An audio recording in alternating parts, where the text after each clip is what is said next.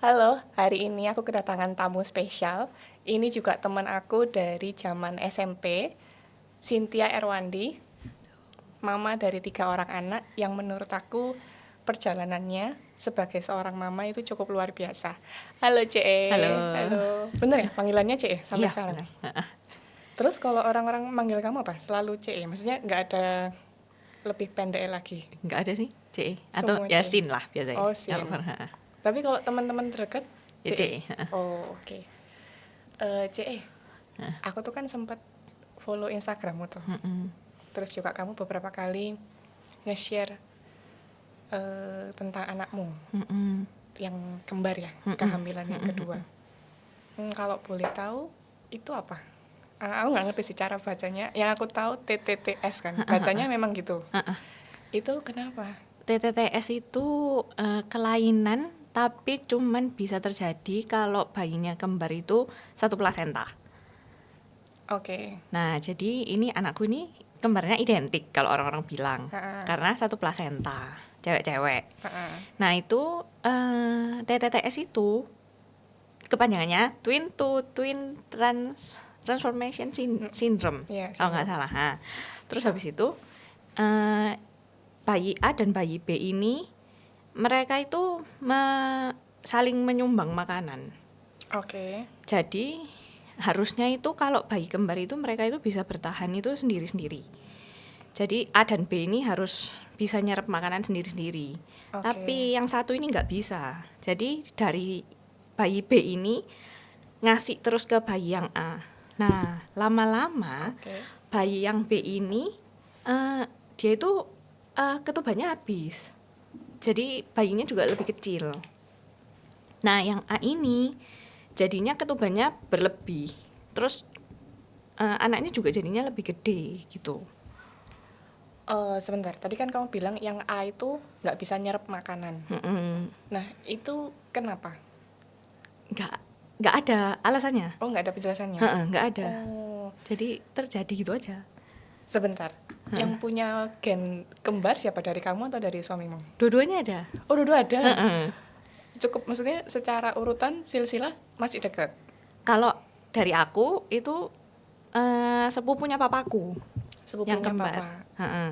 Oke. Kalau dari suamiku itu kalau kita Chinese biasanya manggilnya kuku, tantenya Oke, yang ya kembar. tante. Ya itu.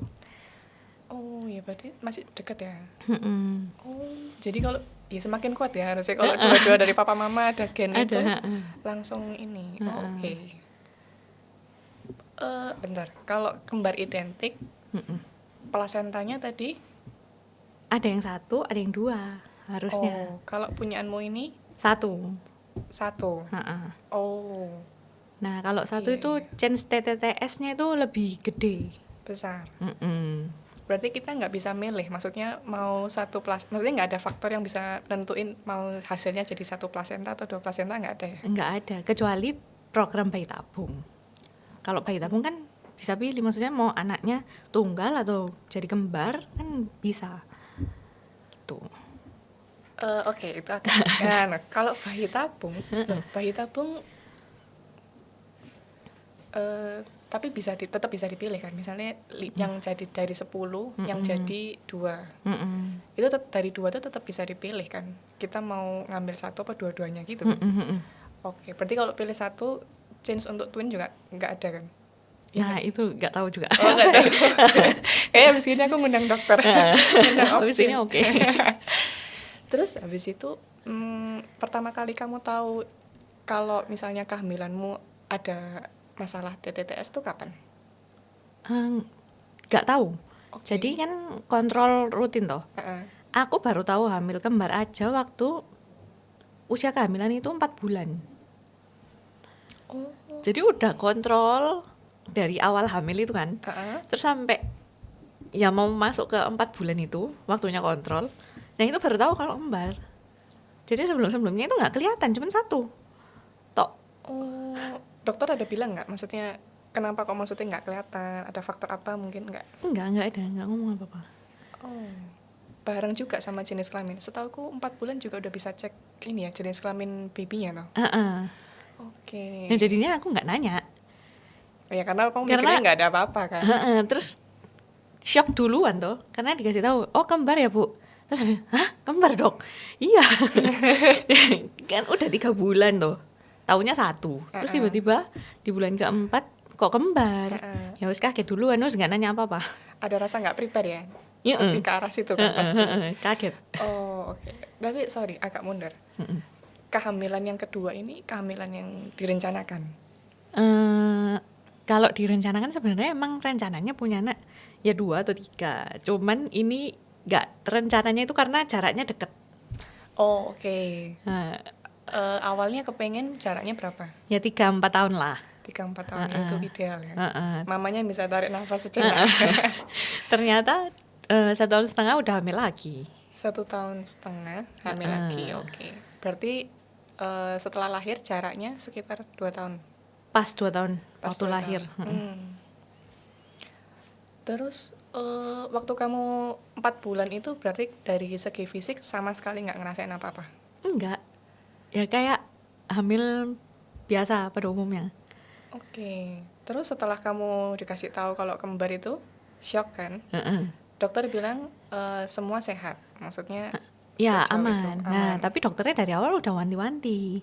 Kalau kembar 1 plasenta ini, saya cuma takut TTTS. Karena TTTS itu ya bisa kena ke siapa aja, random. Dan gak ada obatnya dan gak ada kenapanya gitu loh. Iya. Jadi bukan karena salah makan, bukan karena apa, ya gak ada. termasuk sindrom yang langka ya kalau aku sempat baca-baca kemarin. Bener. Oke. Iya, dan aku tahu kamu pakai Opgen. Aku dulu pernah ke Opgen itu untuk dapat second opinion lah. Oh. Itu. Dan aku tahu mestinya yang Opgen yang kamu pakai cukup ini kan terkenal juga. Ya. Sabar orangnya. Banget. Enak kan diajak ngomong. Yang hamil pertama sama Opgen yang ini juga. Dari program sama dia. Oh, yang pertama itu program. Oh, kalau boleh tahu usia pernikahan udah berapa waktu itu? Waktu itu 3 tahun. Oh, 3. Tapi dari awal kamu memang nggak ada niat untuk nunda. Maksudnya dari awal ya udah siap-siap Iya. aja. Tapi ya nggak berusaha juga. Maksudnya Santai, chill. kan orang Sesuai awal-awal aplikasinya. periksa apa gitu ya, kita nggak, wis jalan aja. Oh. Terus wis lama gitu baru kok kayaknya gini-gini aja ya. Terus akhirnya baru ya wis lah, kita ke dokter, coba nanya. Programnya apa yang waktu itu dijalanin, Cek? Cuman ini berhubungan terjadwal sama dikasih asam folat kalau mau persiapan kehamilan gitu. Oh, tapi dari kamu atau dari suami nggak ada waktu dicek nggak ada masalah? Nggak ada. Oh, oke. Syukuran ya. Tapi ya itu yang pertama program, terus ternyata yang kedua Yang kedua? jadinya lancar. langsung. Iya. Terus waktu 4 bulan itu begitu kamu dikasih tahu, selanjutnya ada sesuatu yang kamu rasain nggak di badanmu? Nggak ada sih, cuman emang lebih laparan dari waktu hamil yang pertama. Oke, tapi waktu itu mungkin masih mikirnya, oh ya hamil kembar ya, kan bayinya 2, jadi cepat keserap gitu. Terus setelah itu sama sekali nggak ngerasa apapun? Nggak ada. Nah, terus curiganya itu waktu berapa ya? 5 bulan, masuk 5 bulan atau 6 bulan gitu. Nah, itu perutnya tuh gede banget. Ya, tahu sih, maksudnya kalau kembar tahu. Cuman maksudnya itu jadinya besar. Nah, ternyata besarnya itu karena kebanyakan ketuban itu. Oke, sorry, kalau dari segi berat badan meningkatnya cukup drastis waktu di usia 5-6 bulan itu? Enggak. Biasa? Cuman perutnya aja yang gede. Oh. Gitu. Oke, iya aku sempat lihat juga, itu masuk di highlightmu juga kan? Oh. Tapi kalau nggak salah di atas itu ada, yang di story itu, di atas itu ada kayak bekas jahitan ya? Oh, operasi. Operasi batu empedu itu. Kamu? Waktu habis lahiran yang pertama 2 bulan, terus operasi batu empedu. Oh, kok bisa? Maksudnya kok tiba-tiba ada? Nah itu nggak tahu. Tiba-tiba waktu hamil yang pertama itu kokonya, nah itu sakit perut, tapi nembus ke belakang gitu loh, sampai sini. Sampai nusuk ke belakang gitu kan kalau batu empedu. Nah terus habis itu dicek ke dokter, USG apa segala macam, dibilangin batu empedu, tapi ya dokternya bilang nggak bisa diapa-apain karena kamu lagi hamil ini. Iya. obat aja nggak bisa kasih. Jadi cuman dikasih paracetamol. Jadi nginep di rumah sakit, tapi cuman minum paracetamol aja. Ya karena takut kan, Heeh. obatnya kan nggak bisa sembarangan juga. Itu Oke. terus habis lahiran akhirnya 2 bulan operasi biar ya bisa ngurusi anak ya apa. Oh karena sakit ya? Heeh. Oke. Sakitnya itu banget, dari Sakit skala banget. 1 sampai 10 Cek. Wah wis sakit banget pokoknya. Sampai nangis? Sampai muntah. Oh, Karena udah katanya dokternya kalau udah muntah itu berarti tubuhnya udah nggak kuat. Jadi oke. muntah itu caranya. Batu empedunya ada berapa? Banyak kecil-kecil gitu tapi banyak gitu. Tapi kalau dokternya bilang segitu tuh udah gede banget. Oh ya? Heeh. Berarti diukur kan? Maksudnya Heeh. secara ininya udah ketahuan ukurannya berapa gitu toh? Heeh. Berapa 0, berapa mili gitu. Itu udah termasuk gede katanya. Ya bagi kita yang kasat mata kecil ya. Bener. Nanti kita main sama penggaris soalnya. Ada 10 Cek batu empedunya. Ada ya. 16 apa ya? Lebih kok. Banyak kok. 16? Heeh. Aku juga kaget. Aku bingung. Maksudnya tahu kayak gini tuh kenapa kok bisa gitu loh. Ya katanya dokternya karena empedunya itu udah nggak bisa nyerap lemak. Jadi batu makanya. Oh. Jadi yang jadi batu itu lemak. Apa karena ini? Maksudnya dari segi makanan terlalu banyak lemak selama ini atau gimana? Nah ya itu makanya nggak tahu.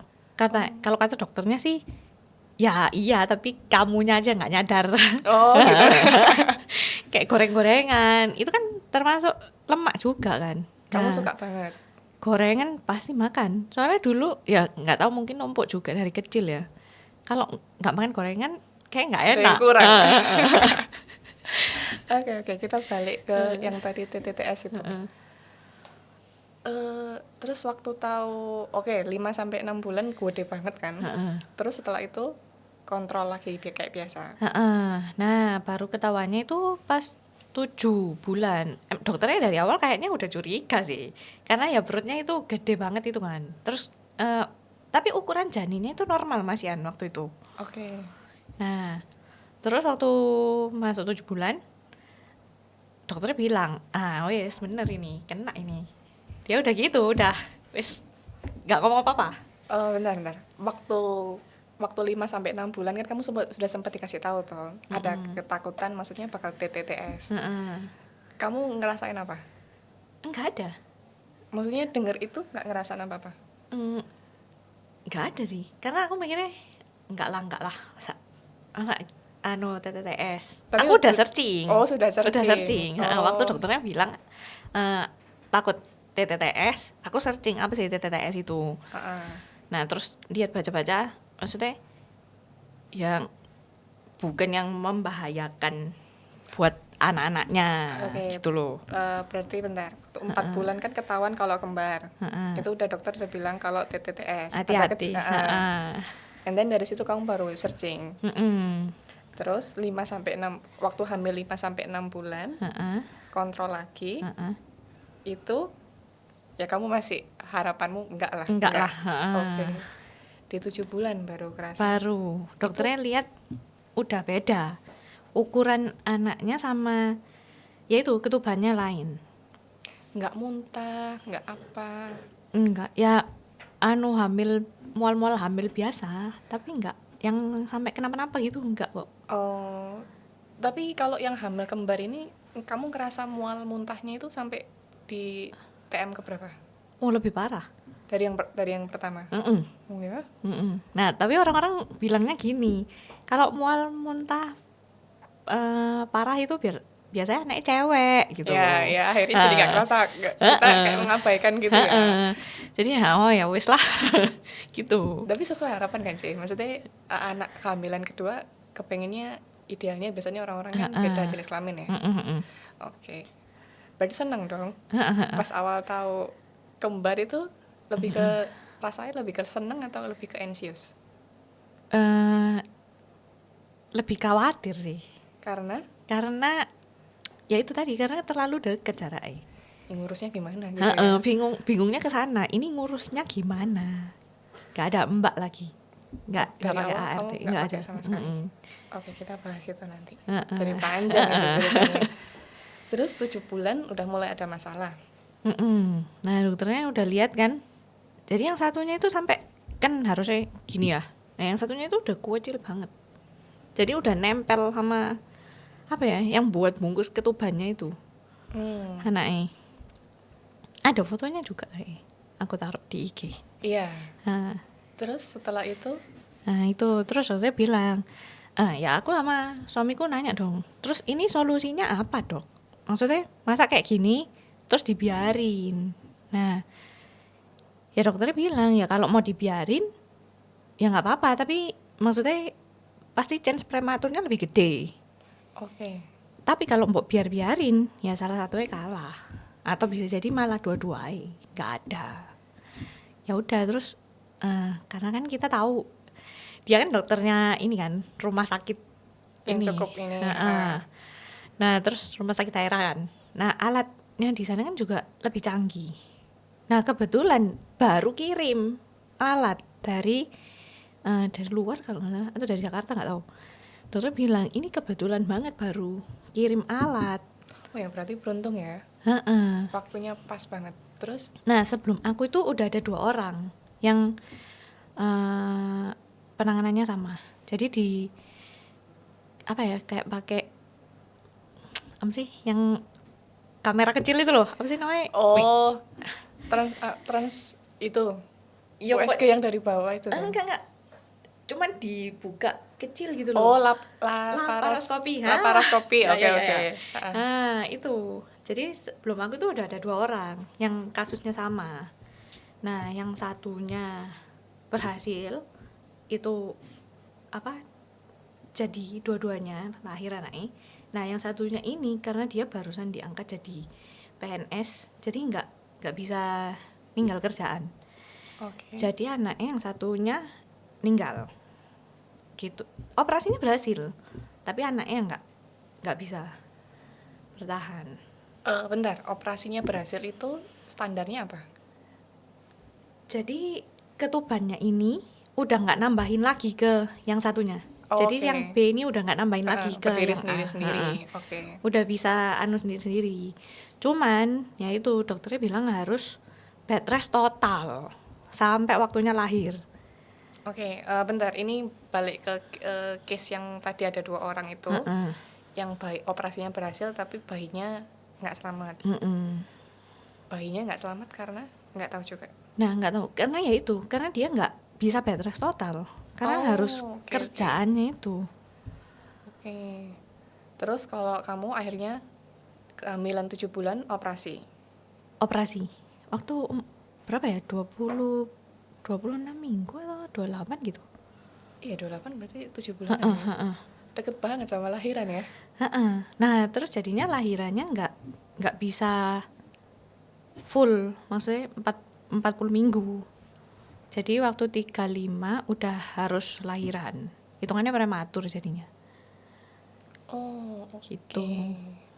Tapi kalau dari ceritamu, ya mungkin karena udah bisa menerima dan sudah setahun kan anak yang kembar. Udah Iya. setahun.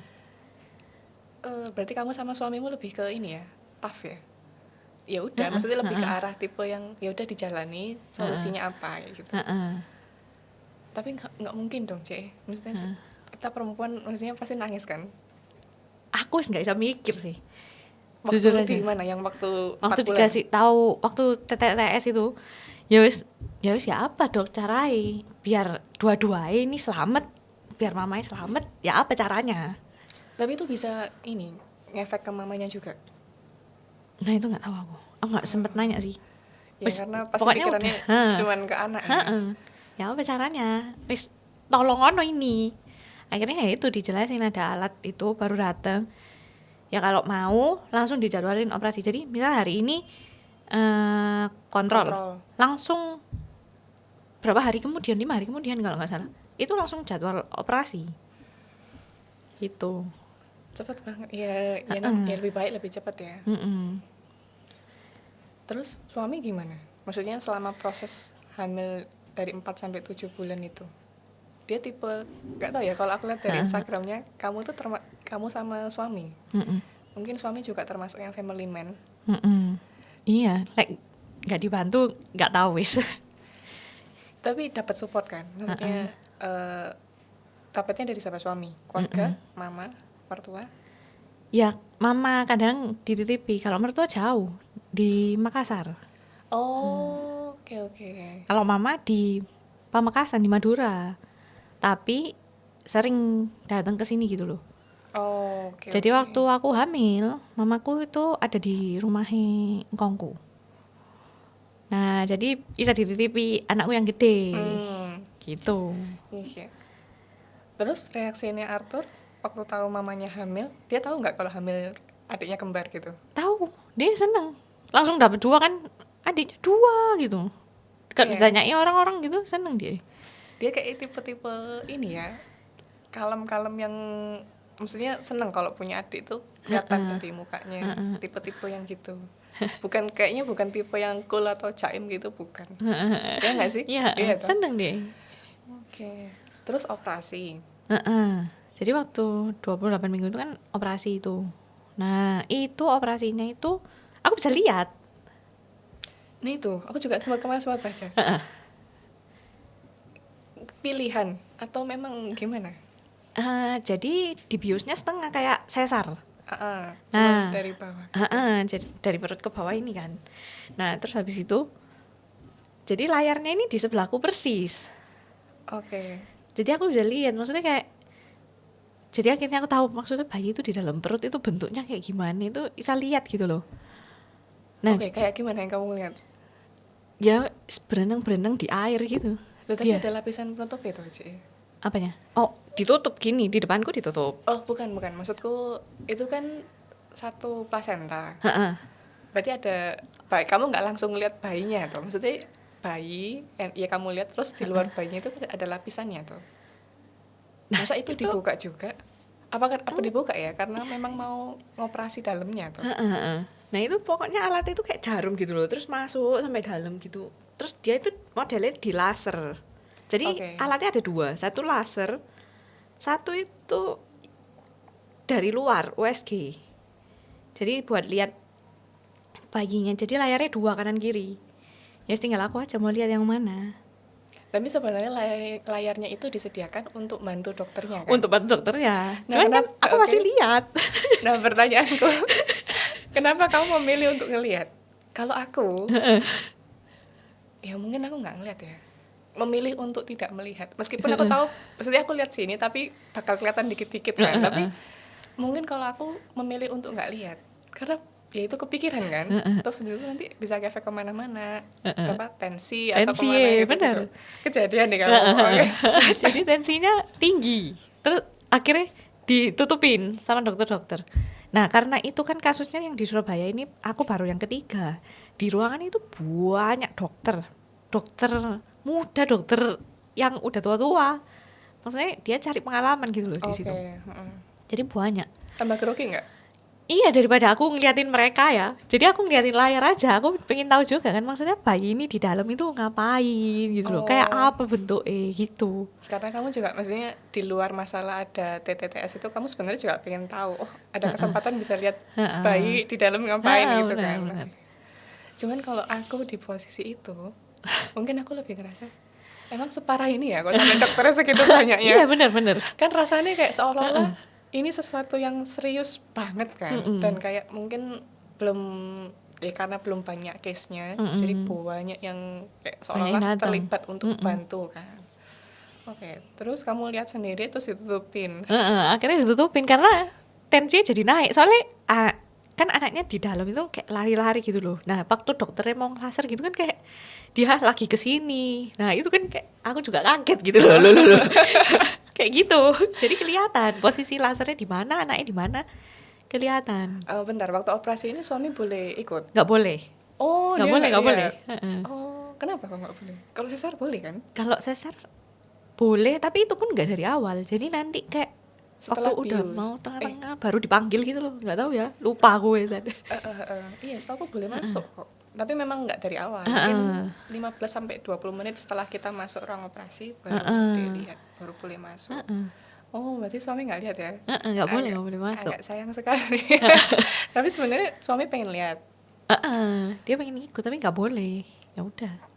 Kamu Jadi tegar-tegar aja masuk ke ruang operasi. ya khawatir pasti. Maksudnya ya awal-awal waktu dikasih tahu itu udah nggak bingung kan, nggak nanya apa-apa. Tapi kayak waktu berapa hari setelahnya baru kepikiran, baru mikir ini nggak apa-apa nggak ya, maksudnya baik-baik aja nggak gitu. Ya itu udah baru nangis. Ada rasa bersalah dalam artian yang nyalain diri sendiri mungkin. Enggak, karena dari awal dokternya udah bilang ini bukan salahnya orang. Oke. Jadi case-nya emang udah nggak terdeteksi dan nggak tahu kenapa juga, emang nggak ada penjelasannya. Oh. Tiba-tiba terjadi gitu. Terus kalau misalnya kayak rasa-rasa kan pasti di awal itu nggak bisa langsung nerima ya. Mesti ada kayak sisi kenapa sih kok harus hamil yang kedua kok kayak gini gitu loh. Karena kan efeknya kemana-mana tuh. Yang aku lihat dari highlightmu juga maksudnya ternyata setelah operasi tuh nggak berhenti di situ, ya kan? Benar. Oke, ada sempat ngerasa gitu nggak? Maksudnya ya bingung lah, lebih ke bingung kok kenapa kok bisa kejadian, terus kenapa harus dihamil yang kedua ini. Tapi ya aku lebih mikir ke positifnya sih. Kalau misalnya ini kejadiannya aku di hamil pertama, ya wis aku trauma pasti hamil lagi. Iya, benar-benar. Ada kemungkinan ke sana. Ya, karena ini udah yang kedua dan memang rencananya nggak mungkin nambah ada lagi karena udah 3 kan. Jadi lebih chill. Oke. Jadi lebih menerima, lebih legowo. Kalau respon suami gimana? Kalau laki itu Cuek. kalau di depan ya kayaknya ya nggak ada apa-apa sih. Cuman nggak tahu kalau misalnya pas dia lagi sendiri apa kepikiran kan nggak ngerti juga. Tapi kalau di depanku ya antara dia menguatkan aku atau dia emang cuek aja ya udah kayak gitu. Oh, oke. Terus habis operasi itu apa? Kamu disuruh misalnya istirahat gitu atau Bed gimana? rest total sampai waktunya mau lahiran. Jadi kayak berdiri lama-lama gitu nggak boleh, kayak duduk gitu. Kan aku waktu itu sempat bantuin temanku ngadmin sosmed. Nah itu aku kan bilang ini harus duduk loh dok. Ya jangan, kalau bisa sambil tiduran, maksudnya kayak di kasur gitu. Kenapa kok maksudnya harus bed rest? Apakah itu ngaruh ke hasil apa yang tadi kita bilang lasernya itu? Karena mungkin belum kering atau apa? Karena kan itu anggapannya kan kayak ketubannya ikut dibolongi itu. Nah jadi mungkin ini takut bocor kali. Kalau ketuban bocor rembes kan juga nggak boleh toh. Bahaya buat bayi gitu. Karena kan bolong lubang. Jadi ya bed rest itu satu-satunya cara. Oke, tapi kamu ini bukannya sempat ini apa? Just tip kan sampai sekarang? Berarti Waktu itu didorong kursi roda. Oh. Pas udah mau lahiran itu aku just tip itu. Loh, sebelum itu belum bikin just tip. Nah, waktu bikin just tip itu aku ajak temanku tuh, ayo just tip tah. Ya ayo boleh.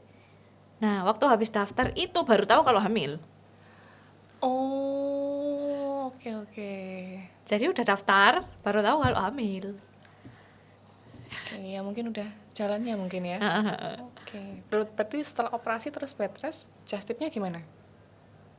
Naik kursi roda itu. Temanku yang jalan. Oh, temanmu. Oke. Jadi aku ya wis bantuin apa yang belum beres. Tinggal ngambil bareng aja.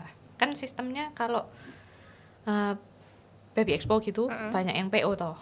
Nah itu tinggal aku yang bantuin ambil. Ya suamiku berarti yang ngambil karena aku di kursi roda. Oke. Ya wis gitu. Tapi berarti kan dia support kan, dalam artian oh ya udah istriku lagi kondisinya gini, mau lah, maksudnya tenaganya ikut keluar apa segala macam. Oh just tipnya itu baru. Apa nama IG-nya? Titipin.aja. Ada grup WA-nya juga ya kalau Ada. Oke, nanti aku boleh di-invite ya. Oke. Terus habis itu bed rest tuh. Itu kamu posisi nginep di tinggal di rumah sendiri atau di rumah sendiri. terus? Nah, di rumah yang mertuaku itu kan lantai 2 baru ada kamar, jadi di bawah nggak ada kamar. Nah itu tanya kan ke dokternya, ini gimana dok terusan, terus kalau mau makan mau aktivitas apa ya bawa ke atas aja sudah. Jadi dibawa ke atas, makan apa aku semuanya di atas, jadi suamiku ngambilin dibawa ke atas gitu. Jadi benar-benar nggak boleh naik turun tangga, nggak boleh. Iya. Mandi masih Kan kayak biasa. kamar. Masih maksudnya nggak perlu dibatasin kan? Sehari tetap 2 kali mandinya. Sambil duduk tapi. Oh, sambil duduk. Awal-awal sih, cuman kayak waktu udah mau lahiran itu berani udah berdiri. Karena kan udah bed rest lama tuh, bosan juga. Itu kamu ngerasain apa, Cik? Maksudnya habis operasi? Rasanya perih-perih jahitan gitu masih ada nggak? Enggak sih. Perut dalam nyeri-nyeri nggak ada? Nggak kerasa kok. Plus nggak kerasa apa-apa, Nggak. cuman ya harus bed rest itu tadi ya? Ya cuman kan habis dijahit kadang kayak gimana ya? Kerenyan-kerenyan gitu nggak sih? Ya kayak luka pada umumnya gitu. Terus operasi udah selesai bed rest. Harus bed rest. Berarti 2 bulan ya? Dan terus selama 2 bulan sama anak yang pertama gimana? Iya dia sekolah apa semua yang namanya papai. Oke. Gitu. Tapi dia tetap paling nggak kan itu ya, maksudnya ya tetap berinteraksi di kasur kan? Kan di rumah. Oh, kalau proses belajarnya gimana? Papanya juga? Kan belum belajar ya waktu itu. Jadi kayak cuman ya bacain buku apa gitu. Okay. Cuman maksudnya kayak belum yang belajar sekolah kayak nulis apa gitu kan belum. Bentar, waktu kamu bed rest itu anak yang pertama apa? Playgroup atau apa? Baby class masih ada. Oh, baby class. Oke. Iya, berarti peran suami cukup besar ya? Harus cari suami yang support. Oh ya gitu ya? Ya itu penting sih. Tapi memang kalau dalam pernikahan suaminya nggak ini, memang agak susah. Jadi. Benar. Terus ini, kayak sempet doa nggak? Takut nggak?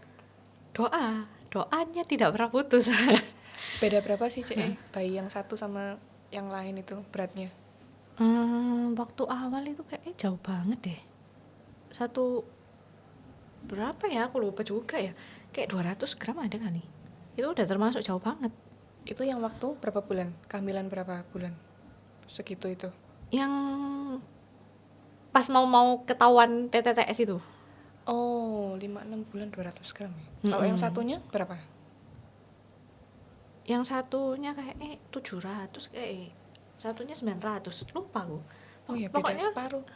Waktu lahir itu jadinya yang satu 1,8, satunya 2,1. Oh, tapi termasuk dua-duanya tetap termasuk kecil ya? Karena kan belum waktunya lahirnya, prematur. Tapi memang nggak bisa dihindari ya, karena dokter juga menyarankan nggak boleh jauh-jauh dari berapa minggu ngelahirannya. Pokoknya nggak boleh itu loh mendekati HPL. Oh. Karena kan ini kan gimana kan di laser. Jadi kita nggak tahu anaknya di dalam itu baik-baik aja atau gimana. Kalau cuman dari USG aja kan ya nggak menjamin gitu. Tapi bukannya Opjen itu ini ya, maksudnya dia juga ahli veto maternal kan? Masa nggak bisa dia tetap ragu? Maksudnya? Iya, karena kan ya itu tadi mungkin karena kasusnya kan luangka banget. Oh. Jadi dia menyarankan kalau ya nggak apa-apa, dia meyakinkan kok kalau nggak apa-apa kok meskipun mau lahirin prematur itu anakmu nggak apa-apa gitu loh. Tapi udah kelihatan tuh, Cek, maksudnya sorry, nggak ada maksud apa-apa. Tangan, kaki semua lengkap kan? Lengkap. Oke. Karena dia udah menjamin itu, makanya ya udah nggak apa-apa wes aku. Gitu. Kamu nggak pakai veto maternal gitu-gitu nggak ya? Veto maternal. Oh pakai karena kondisi ini. Oh. Nah justru ketahuannya karena veto maternal itu. Jadi jadwalnya veto. Nah ya itu baru ketahuan kalau ini itu udah TTTS-nya udah akut lah anggapannya. Sebentar, di kehamilan pertama kamu pakai veto? Pakai. Oh. Ya karena kan dokternya Spesialis di situ. spesialis kan, jadi ya harus dimanfaatkan full. Oke. Nah, Oh iya. Iya, dia memang ahli di situ. mm-mm. Kapan hari itu waktu aku hamil, kenapa aku juga sempet ke DE sekali? Kan sebenarnya lokasinya jauh kan, dia di timur kan. Ya, Aku kan dulu tinggalnya di barat. oh, Terus habis itu ke sana sekali. eh, karena waktu aku hamil tuh ada miom. oh, Jadi aku nggak tahu. Terus waktu hamil itu waktu pertama kali hamil, terus aku pertama kali ke dokter, itu cuman aku ke dokter yang istilahnya deket rumah, cuman buat ngecek mastiin dulu ini beneran positif atau enggak. Baru setelah itu aku pindah ke daerah deket daerah tengah, kan deket sama tempat kerja tuh, jadi pulang bisa langsung kontrol. Nah itu ketahuan kalau misalnya ada miom. Akhirnya aku ngecek ke opjinmu yang kamu pakai itu. Enak banget sih, mesti sabar gitu. Soalnya beda jauh sama opjin yang di deket aku tempat kerja. Dia tipe yang nggak banyak ngomong gitu loh. Nah karena aku kepengen tahu itu, dia bilang memang ada miom. Terus karena aku nyate kan awalnya mau lahiran normal tuh. Itu dia bilang maksudnya ya nggak apa-apa, dikasih tahu ukurannya berapa, cuman ekspektasinya untuk lahiran normal tuh dikecilin aja, karena dengan adanya miom takutnya posisinya nutup jalan lahir tuh, jadi nggak bisa lahiran normal. Oh iya dok, tak gituin. Itu cuman aku nggak pakai veto maternal Nggak veto. gitu nggak, karena dia ruame banget sih. Ke tempat Ruame. prakteknya atau ke rumah sakit? Ke tempat praktek. Oh ya, ruame. Kamu di situ juga tuh? Iya. Cuman dia vetonya baru yang di rumah sakit nggak sih? Vetonya di situ juga. Oh ya? Di tempat prakteknya.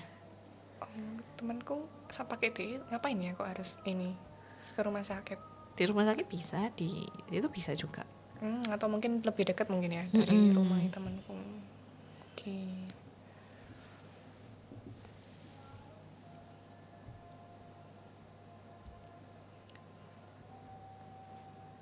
Terus setelah operasi itu, selain bed rest nggak ada vitamin atau apapun yang dikasih? Ada vitamin. Terus disuruh minum susu protein. Yang biasanya dipakai orang nge-gym itu? Oh enggak, Oh, ada bukan. sendiri. Khusus ibu hamil. Oke. Nah, terus itu soalnya kan ya itu ukuran babynya masih kecil-kecil banget. Jadi minum itu buat ngebus biar gedean dikit anaknya. Berhasil. Ya nambah beratnya. Kalau enggak tahu wis kecil pasti. Oke. Waktu cuma susu protein aja ya? Sehari berapa kali ya minum susunya? Aku minum 2 kali sih. Aku lupa waktu itu disuruhnya berapa kali gitu. 3 apa? Aku minum 2 kali. Ya? Rasanya kayak ini susu protein yang buat orang kecil itu bukan? Gak tahu beda? ya, nggak kayaknya. Cuman emang kerasanya susu itu lebih kayak ada apa ya, padat gitu loh. Hampir kayak ada serealnya, tapi nggak ada serealnya. Berarti lebih kental gitu. Oke. Serem ya? Bukan serem sih, maksudnya perjalanannya deg-deg pasti. Lebih ke deg-degan sih, maksudnya ini beneran udah dioperasi ini bakalan berhasil apa enggak. Ini aku udah kayak gini, maksudnya udah bed rest, nggak ngapain, beneran berhasil apa enggak. Ternyata ya berhasil. Berarti meskipun bayinya lengkap, udah di veto, maksudnya nggak ada kecacatan atau apapun, masih ada chance nggak selamatnya. Karena operasinya itu bukan untuk menyelamatkan 100%. Jadi cuma sekitar 80% atau 85% gitu. Gitu. Iya, harusnya sakit ya. Maksudnya sakit kepala nggak sih? Maksudnya tahu kondisi kayak gitu. Mikir-mikir. Gambling kan, operasinya jalanin masih ada chance kayak gitu. Tapi orang tua, mertua nggak sampai yang ini kan, Cik? Nggak sampai support kan? Mereka support kan? Nggak sampai yang ya nanya kok bisa, kamu bisa ngapain loh, ya nggak ngapa-ngapain. Yang katanya dokternya bukan salahnya orang, karena ya tiba-tiba aja random juga, nggak semua juga yang hamil kembar satu plasenta pasti kayak gitu, enggak, tapi ada pasti yang kena gitu. Terus abis bed rest sampai harinya lahiran, itu gimana ceritanya? milih ya, sempat disuruh milih tanggal juga kan? milih tanggal. Ya milih tanggal cantik aja. Februari ya? Heeh, 25. Oh, oke. Heeh. Terus itu hari biasa. Hari biasa, heeh. Hari biasa kayaknya. Nah, terus habis itu ya udah pilih sendiri tanggalnya mau tanggal berapa. Ya udah, harusnya itu di 34 minggu. Tapi aku bilang, "Dok, ini tanggalnya cantik nih." Nggak apa-apa nggak sih kalau nunggu seminggu? Oke, Terus ya nggak apa-apa katanya. Jangan lebih pokoknya dari tanggal ini. Maksudnya dari minggu-minggu itu jangan lebih dari minggu-minggu itu. oke. Ya, Tapi kalau suami sepakat, Ya. ini lebih bolos kali nggak sih? Terserah mau tanggal cantik apa ini. Tapi dia nggak ada kayak dorongan. Udahlah ngapain sih? Maksudnya kamu mementingkan tanggal cantik gitu? Nggak Nggak ada kayak Nggak. gitu. Pokoknya dia ngomong, ya pokoknya tanya, "Wah, sama dokter aman gak apa-apa gak?" Ya udah. Oke. Lahirannya pagi. Siang deh kayak jam 1, jam 12. Jam 12 siang. Heeh. Itu gimana? Saat semalam sebelumnya udah masuk rumah sakit. Heeh. Berarti Jadi, tanggal 24-nya kamu udah masuk. udah harus ngamar. Terus dari pagi ya wis kayak operasi biasa, puasa. Tapi waktu mau ini karena eraks. Jadi kan kalau eraks itu malah disuruh minum deh kayaknya, aku lupa ya. Disuruh minum kayak painkiller gitu kalau nggak salah. Oh, painkiller. Sebelum operasi, berapa jam sebelum operasi gitu. Terus suruh minum gitu. Kok aku kayak enggak ya? Oke. Terus tapi ini waktu Hamin semalam sebelumnya nginep itu pakai ini CTG gitu-gitu enggak? Enggak. Oh enggak. Enggak. Berarti mungkin karena kasusku doang ya. Oke. Terus masuk itu deg-degan enggak? Udah enggak sih, udah lebih. Oh, deg-degannya masih karena ini. Kan awalnya dokternya bilang tuh, ini bisa jadi butuh NICU, bisa jadi enggak. Karena harusnya kalau udah 2,1 ini ada yang udah bisa, maksudnya Nggak kuat perlu gitu NICU, loh, paru-parunya udah kuat sendiri, nggak perlu NICU. Ya itu mikir lagi, NICU lagi. Terus habis itu pas masuk kan cek darah apa, nah itu kekurangan HB lah nggak salah ya. Pokoknya harus dapat transfusi darah itu loh. Nah terus transfusi darah, aku tuh bingung, transfusi darah apa lagi. Terus ya pokoknya disediain, tapi akhirnya nggak jadi kepake. Karena waktu mau operasi kan dicek lagi, nggak apa-apa, udah baik aja. Terus dokter bilang nggak apa-apa, nggak perlu kok, udah bagus kok. Ya wis. Nah, pas dari pertama kamu cek darah sampai yang cek darah lagi, itu kamu nge-push? Enggak sih. Makan sesuatu atau apa buat ningkatin HB-nya? Enggak sih, ya cuman makan biasa, tidur. Tidur? Ya, lebih baik aku tidur daripada mikir. Ya, karena harus tenang ya. Udah tidur aja, wes pokoknya yes kayak biasa, mandi, keramas, pokoknya happy-happy aja. Terus tidur, dah, daripada mikir aneh-aneh. Berarti kalau aku dengar ceritamu, berarti kamu juga termasuk tipe orang yang nggak terlalu overthinking ya? Maksudnya masih ya secara naluri kita perempuan pasti mikir lah. Maksudnya itu kan pengalaman jadi ibu ya. Cuman semangatnya lebih besar, pikiran positifnya lebih besar dan mengalahkan yang overthinkingnya itu. Iya benar. Ya, tapi itu penting sih. Kalau nggak gitu nanti anaknya stres kan juga kasihan. Kerasa kan pasti. Kalau mamanya stres, anaknya pasti kerasa. Iya, aku juga dengar. Tapi emang benar, C. Kamu punya kenalan yang maksudnya yang kamu ngelihat mamanya selama hamil itu stres, terus anaknya jadi kayak apa? Kamu ada real ngelihat contoh realnya? Kalau aku ngerasanya ya, ini anakku yang kembar ini, ya apa ya, kalau dibandingin sama kokonya lebih rewel sih. Karena kan aku juga selama hamil kepikirannya lebih banyak. Ya pasti lah. Karena kasus ini kan, TTS ini.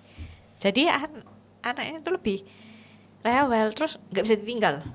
Jadi apa-apa itu nempel terus, nggak mau ditinggal. Kalau kokonya kan kayak dikasih mainan, dia main sendiri, ke kamar mandi masih bisa. Nah ini nggak bisa. Jadi tetap harus ada aku atau suamiku yang nemeni. Jadi harus ada orang di situ. Kalau enggak nangis rewel pokoknya harus nempel orang. Oh, tapi nggak harus spesifik kamu. Oh. Aku atau papai. Tapi kalau sama orang lain juga nggak mau. Oh, gitu. Heeh. Tapi kalau minum susu apa segala macam nggak ada masalah. Enggak. Yang Nah, jadinya nanya itu. jadinya kan kembar nih. Heeh. Kalista sama Clarissa. Nah, yang Kalistanya ini jadinya itu dia ada masalah ternyata. Jadi otot-ototnya itu nggak kuat gitu loh. Bentar, yang Kalista ini yang beratnya lebih kecil. Yang lebih kecil, benar. Oke, berarti dia yang kekurangan plasenta apa segala macam. Air ketuban dan lain sebagainya. Nah, iya kayaknya ya. Waktu awal itu soalnya kan nggak ngerti ya di dalam perut kan berubah-berubah tuh. Dia posisinya kemana nggak tahu. Nah, terus yang Kalista ini jadinya itu dia itu otot-ototnya kayak nggak kuat. Jadi dia itu nggak bisa ngenyot. Jadi nggak bisa ngedot. Jadi kalau minum itu aku pakai botol yang full silikon biar bisa dipencet. Botol apa itu? Botolnya full silikon pokoknya. Nah, jadi itu dipencet gitu biar dia bisa minum. Atau kalau terapi suruhnya kan disendokin atau di ini cup feeder. Oke, cup feeder. Nah, cuman kalau kayak gitu lama terus nanti jam ini susunya beda sama yang kembaran nih. Akhirnya ya udah pakai itu botol itu dipencet biar jam minumnya sama. Itu juga nggak pakai Mbak atau Enggak tahu ya, trust issue juga sama Oke. Mbak yang ngurus baby gitu. Kamu handle semua sendiri sih, dari mulai pumping, mandiin papai karena kan aku kan sesar, jadi nggak bisa jongkok-jongkok kan, nggak boleh. Jadi mandinya di bawah taruh bak, jadi yang mandiin papai. Loh, tapi irek kan? Kamu irek toh?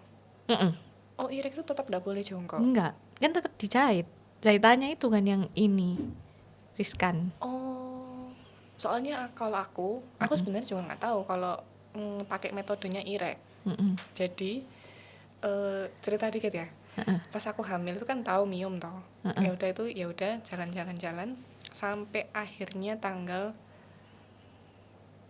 17 Juli itu jadwalnya aku kontrol terakhir.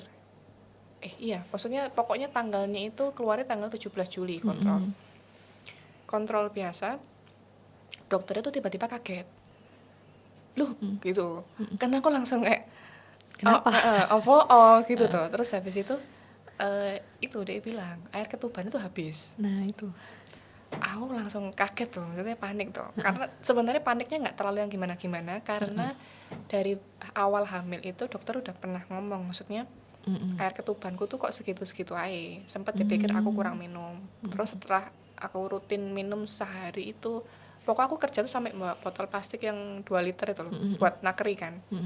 Udah minum segitu seringnya, tiap kali kontrol tuh masih ya segitu-segitu aja. Akhirnya dokter bilang, oh ya memang kondisi ketubanmu segitu gitu. Memang kamu normalnya segitu. Nah terus tanggal 17 itu kontrol, tiba-tiba dibilang air ketubannya habis loh. Itu dia bilang, maksudnya harus lahiran cepat karena takut ada apa-apa tuh.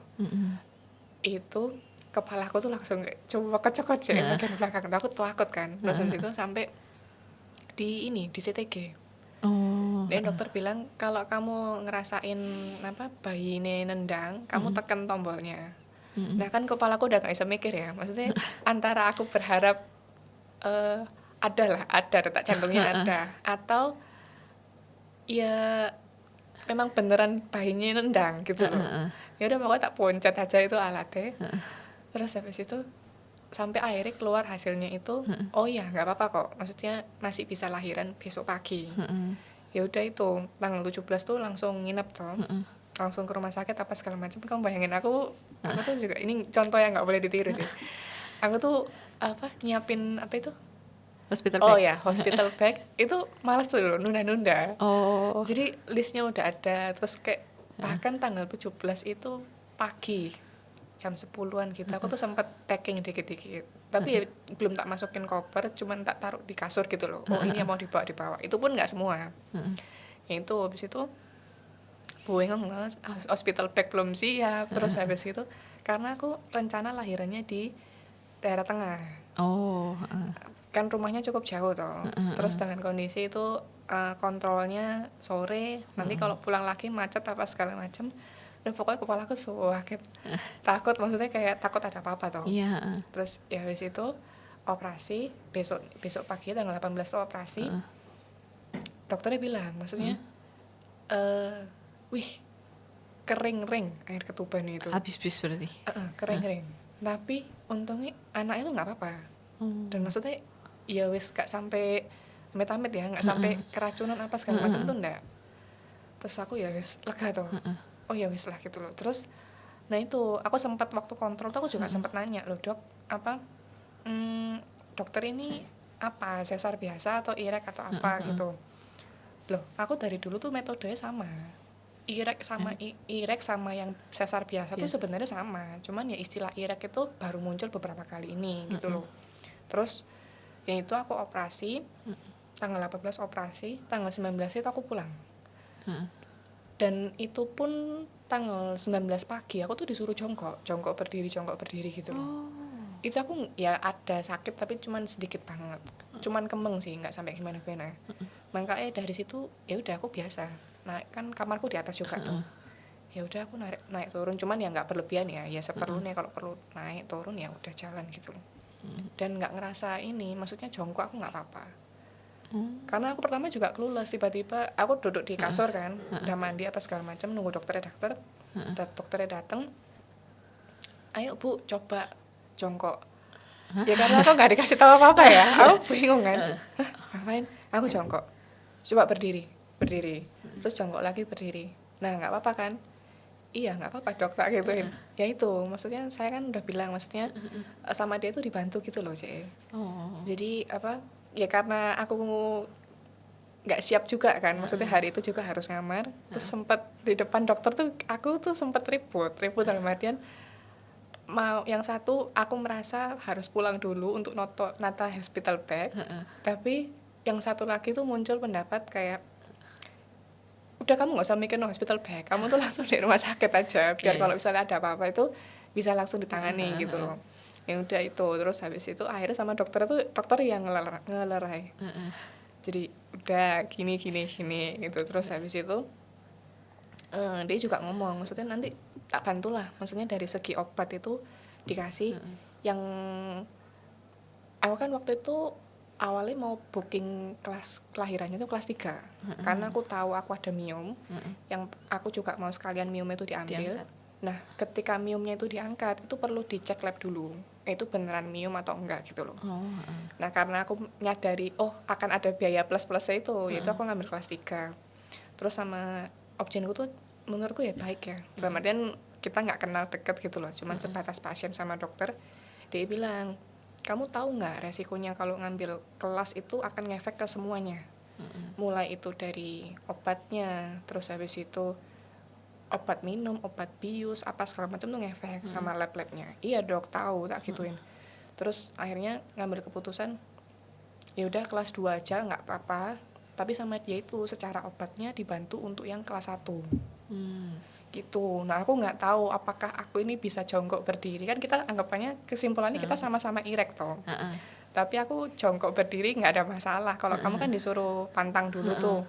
Nah aku nggak tahu itu karena efek obat atau apa, tapi emang aku nggak ngerasa yang gimana-gimana juga. Pulang dari lahiran itu juga dikasih obat yang dari dubur itu loh, obat minum ada, obat dubur ada. Obat dubur ini cuman diminum kalau misalnya kerasa sakit yang kamu mulai nggak tahan gitu loh. Tapi aku nggak minum sama sekali obat dubur tuh, nggak minum. Obat kok minum nggak tak masukin maksudnya.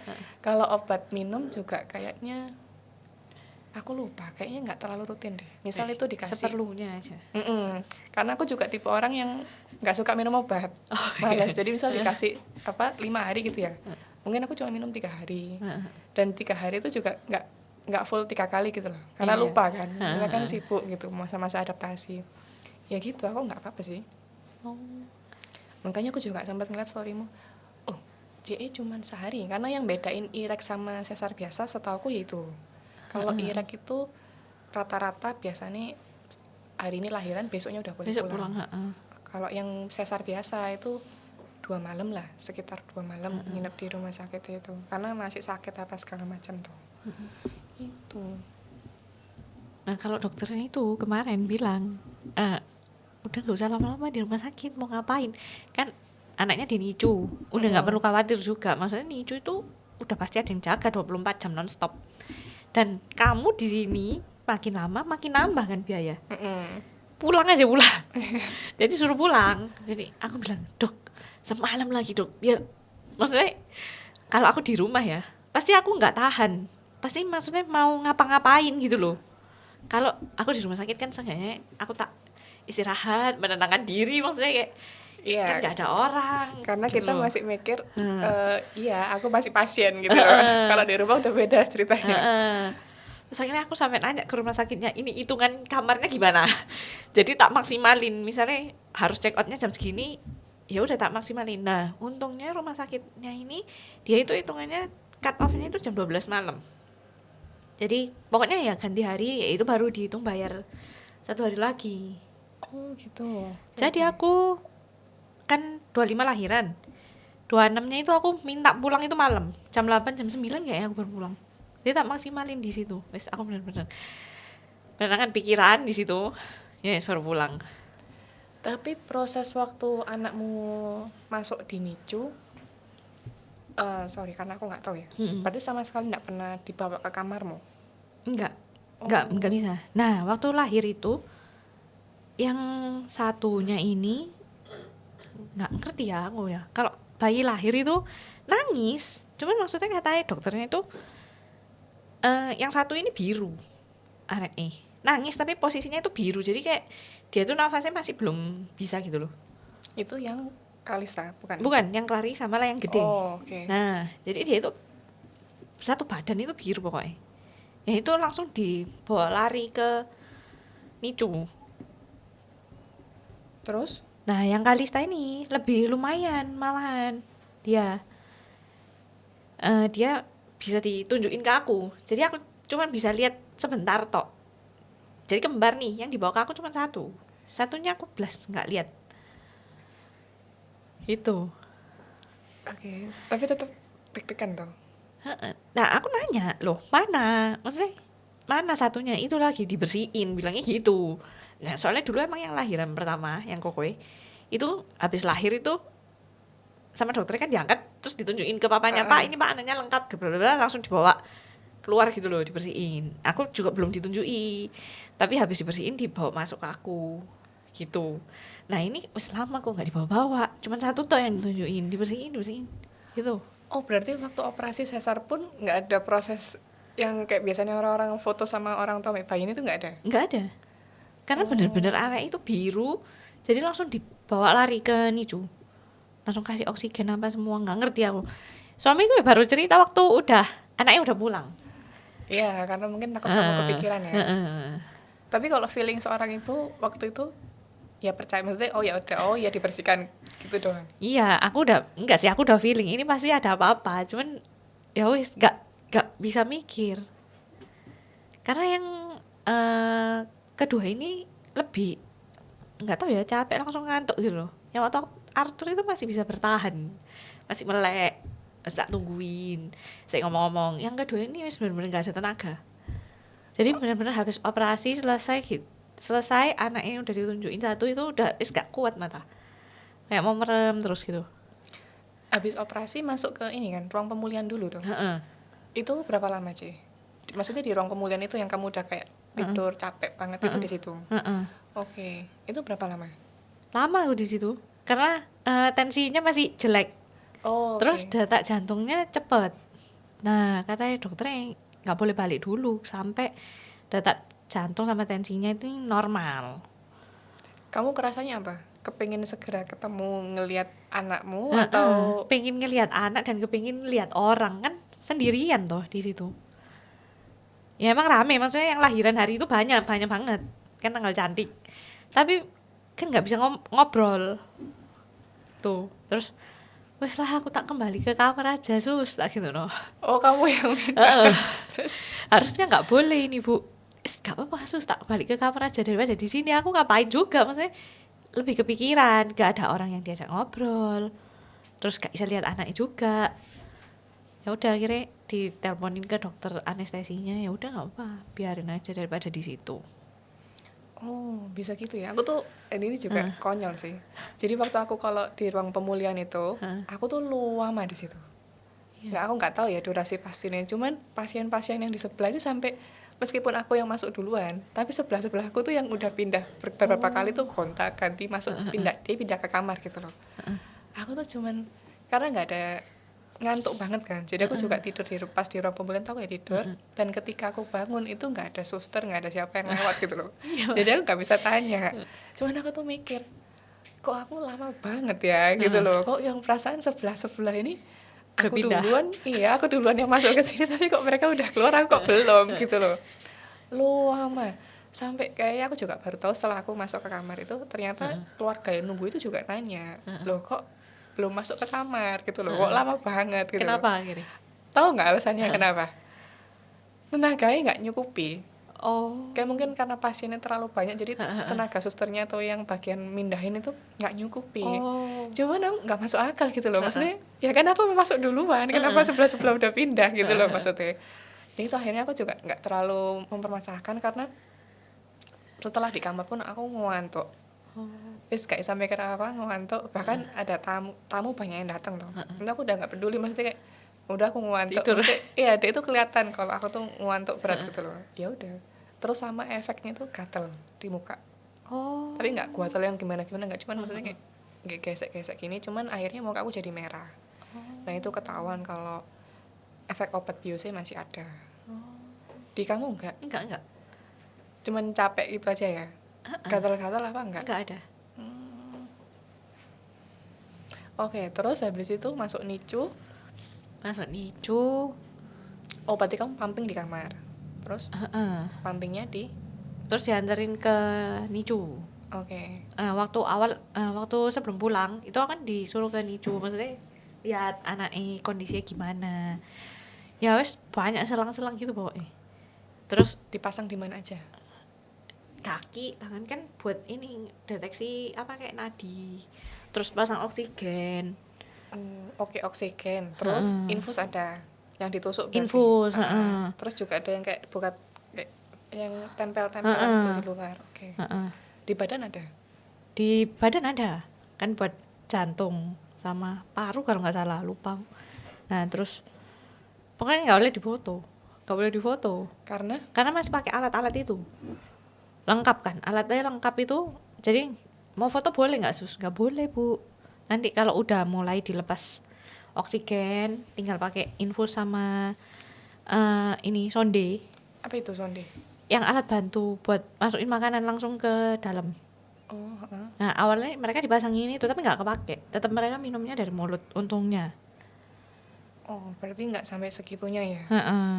Loh sebentar, nggak boleh ngefoto itu karena alasannya apa? Apakah nanti sinar kameranya akan ganggu si bayinya atau? Nah itu nggak tahu juga ya. Manut aja ya, karena kan ya udah kita masih ngeblank. Oke. Terus habis itu ya itu, terus apa namanya? Terus aku tanya, nah terus gini ya apa cara minum susunya? Kan alatnya banyak. Jadi kalau minum susu itu mereka dikeluarin dari inkubator.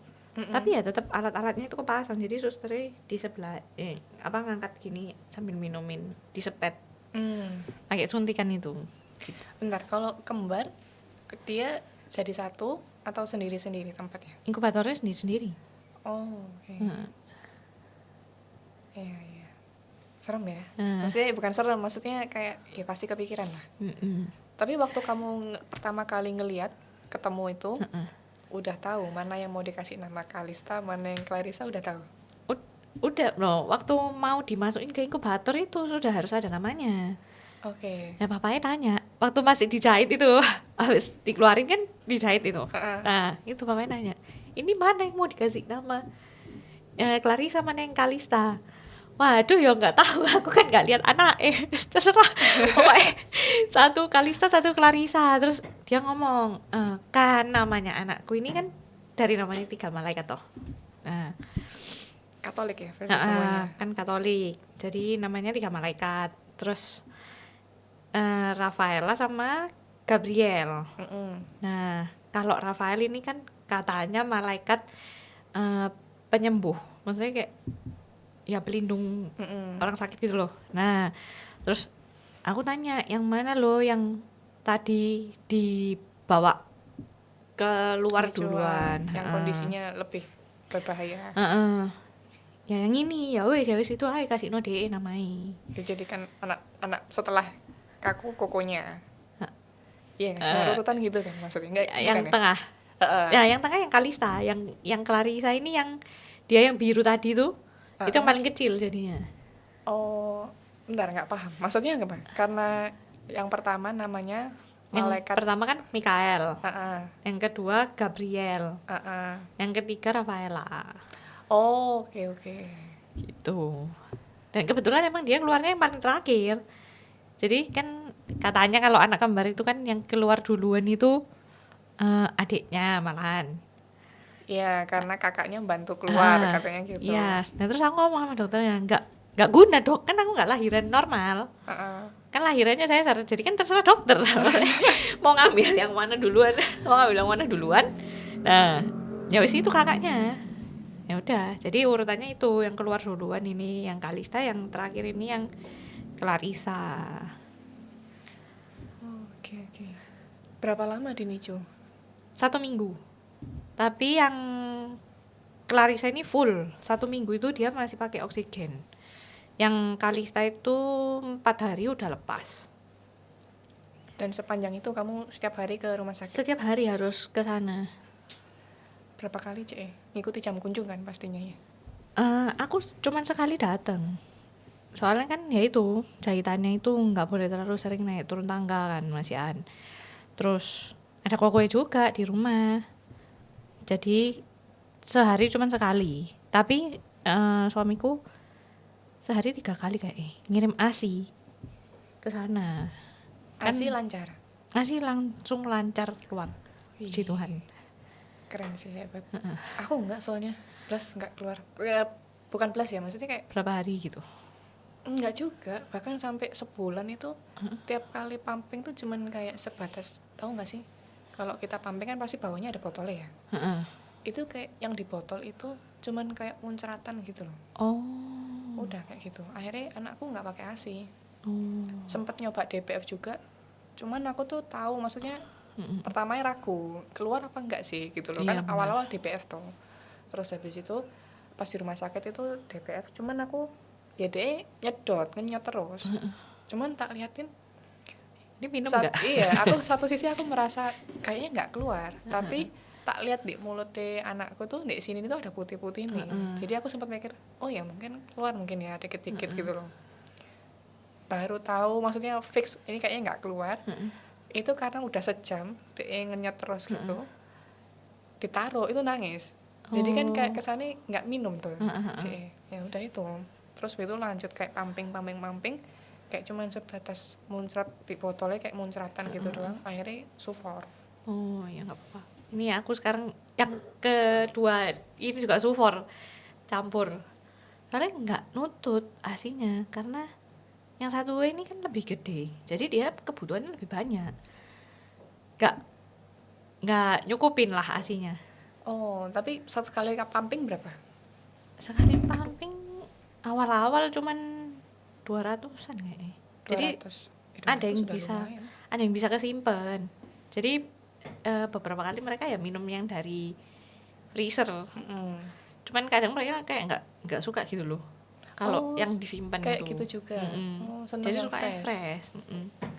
Tapi ya nggak apa-apa lah. Meskipun maksudnya kan akhirnya dimix karena memang kebutuhan bayinya nggak cukup kan. Apalagi kembar tuh. Sejauh ini nggak ada ini. Dokter sempat ngomong nggak, maksudnya dengan adanya TTTS ini apakah ngefek ke tumbuh kembang anaknya atau enggak? Nah ya itu dari awal udah dikasih tahu kok, maksudnya TTTS ini pasti ada ngefek, cuman nggak tahu ngefeknya itu bakalan ke kayak gimana, ngefek apa. Nah ternyata ya ini kelihatan di Kalista ini. Otot-ototnya dia itu nggak kuat gitu loh, jadi kayak ngenyot nggak bisa. Duduk ini sekarang udah umur setahun ya, dia itu duduknya itu masih tripod, jadi masih disangga sama tangannya. Bisa duduk tapi nyangga, nggak, kalau duduk tegak gini nggak bisa. Belum. Oke. Kalau yang Clarissa? Kayak bayi umuran pada umumnya, kayak bayi seumuran pada umumnya. Oh, normal ya, dalam artian normal. Heeh. Berarti nggak pasti ya. Maksudnya kan kalau dilihat dari ceritamu, Kalista ini yang kecil, tapi selama di NICU dia juga udah lepas, tapi ternyata Duluan. nextnya perkembangannya jadi lebih terhambat daripada yang Clarissa. Bener. Malah awalnya karena khawatir kan sama Clarissa itu, karena dia itu tiap nangis biru, bener-bener biru, badannya kayak tinta atau tinta stempel yang warna biru ungu itu ya, kayak gitu. Bener-bener nangis itu kayak gitu. Segitu, warnanya segitunya. Itu nangis kalau nunggu berapa lama atau gimana? Begitu nangis itu langsung biru gitu, jadi kan merah gelap terus habis gitu biru gitu kalau nangis. Terus lama-lama karena udah di oksigen itu kan di NICU itu, pas udah 5 hari itu kalau nangis yang biru sisa tangan sama kaki, badannya udah enggak. Awal-awal itu bener-bener sebadan dari kepala sampai kaki itu biru kayak gitu. Setelah keluar dari NICU masih kayak gitu? Setelah keluar dari NICU enggak. Jadi kalau masih biru enggak mungkin dikeluarin dari NICU gitu. Oh. Gitu. Terus habis itu pas nangis juga nggak ada apa-apa? Enggak Ya, ada. normal aja. Normal. Kecuali cuman kayak masalah ini ya, perkembangan aja. Terus kalau kamu nggak keberatan ya, kenapa tiap kali kamu ngepost anakmu yang kembar ini, mukanya kamu tutupin? Ya percaya nggak percaya aja ya, maksudnya kan katanya orang kalau ada ngepost anak itu pasti ada aja yang iri gitu loh. Oh. Nah jadi waktu Kokoe kan dari awal bayi udah langsung tak post loh. Apa ya, Kokoe itu kan ya nggak membaguskan anakku sendiri ya, maksudnya dia itu dulu itu kulitannya bagus putih, terus ya pokoknya lucu gitulah. Nah terus semakin kesini tuh kulitnya itu kayak nggak berhenti gatal-gatal, jadi gatal-gatal terus Yang pokoknya sampai merah-merah ngeblok. mungkin alergi enggak? Ya ada alergi juga, cuman maksudnya kayak ini udah tak apa-apain nggak bisa nih. Oke. Jadi ya udah, yang di adiknya lebih udah pengalaman, jadi tak jagai aja. Maksudnya ya itu percaya nggak percayanya kayak gitu, makanya selalu tak tutup. Bentar, masih nggak paham. Tapi maksudnya sorry, nggak apa-apa kan? Nggak Secara apa-apa. fresh nggak apa-apa. Nggak apa-apa. Nah ditutupnya itu karena berarti kalau misalnya kayak gitu nanti akan kamu tutup selamanya. Oh enggak. Sampai umur Enggak. berapa kamu tutupin gitu mukanya? Nggak tahu sih. Ya sepengennya aja. Oh, loh, tapi hubungannya sama Koko yang pertama apa? Karena dia nggak ditutupin Karena mukanya. jadi kayak kalau orang-orang bilang itu ada yang iri pasti kayak gitu loh. Karena kan anakmu ini lucu, masing Kokonya itu lucu banget. Waktu kecilnya itu Iya, gendut, menyenangkan mukanya. Nah itu makanya pasti ada yang iri nih. Makanya kan kamu mau apa-apain gak bisa sembuh. Cuman ya aku bilang ya emang alergi kok anaknya. Ya cuman mikir terus nih. Aku kan bilangnya emang alergi kok. Tapi kan Secara mama ya, medisnya alergi. mama ya tetap mikir. Iya ya kenapa ya kayak gitu. Oke. Ya aku cuma mikir kenapa. Soalnya di storymu tuh juga sempat ngomong sabar ya Onti, kalau misalnya pengen tahu tunggu bentar lagi gitu. Aku kira oh ya mungkin dalam waktu dekat begini ya. Oke. Oh aku kira ya syukuran sih kalau nggak ada apa. Aku kira masa iya sampai efeknya kayak gitu kok sampai ditutupin. Enggak kok. Oh tapi aku kapan hari sempat lihat kamu posting di IG story terapi. Itu belum Kalista. Kalista harus terapi karena ya itu ngelatih otot-ototnya itu. Oke. Biar kuat. Soalnya katanya terapi saya kalau nggak dilatih kan, kalau nggak dilatih otakmu juga ngertinya ya udah segini aja. Tapi kalau dilatih nanti otaknya yang kirim sinyal. Hmm. Nanti bakalan bisa gitu. Secara milestone dia ini perkembangannya terlambatnya banget. Misal contoh kita pakai skala 1 sampai 10. Di usia segitu seharusnya di angka 8. Si Kalista ini di angka berapa? Nah, harusnya ini kan mereka ini umur setahun kan. 12 bulan ya. Tapi kalau secara lahir kan mereka umurnya baru 11 bulan. Nah, si Kalista ini masih kayak 6-7 bulan. Oh, oke. Gitu. Kalau menurut orangnya yang terapis ya. Dia bilangnya ini masih kayak 6-7 bulan karena duduknya ini masih ini loh, nyangga gitu. Tapi dari setelah keluar dari NICU itu untuk proses tengkurap, angkat apa tummy time apa segala macam nggak ada masalah. Nggak ada. Oke, Cuman baru- emang waktu udah gedean, nah ya itu kelihatannya karena si kembarannya kan, loh ini kok udah bisa duduk sendiri. Terus, nah pertamanya sebenarnya udah curiga dari waktu tengkurap sih. Sama-sama bisa tengkurap kan. Tapi yang satunya itu tangannya bisa lolos. Kalau yang Kalista ini tangannya nggak bisa, mesti kecepit satu gitu. Cuman nggak apa-apa lah, paling ya nggak apa-apa lah, maksudnya kan nggak harus kalau kembar apa-apa sama, maksudnya mikirnya nggak apa-apa lah, pasti bisa lah. Terus lama-lama loh kok belum, kok udah duduk ya, so ini kok belum. Jadi dia tuh masih belum bisa duduk sendiri, jadi bantu duduk, bisa duduk tapi harus dibantu. Kalau yang ini, kalau 6-7 bulan berarti duduk di ini ya, yang bukan kursi sih, apa sih, yang kayak yang dipompa itu, itu bisa duduk. Bisa, atau agak lemas badannya, duduk di situ pun agak lemas ya kayak nyender terus gitu loh. Oh. Belum bisa tegak, harusnya kan udah bisa tegak.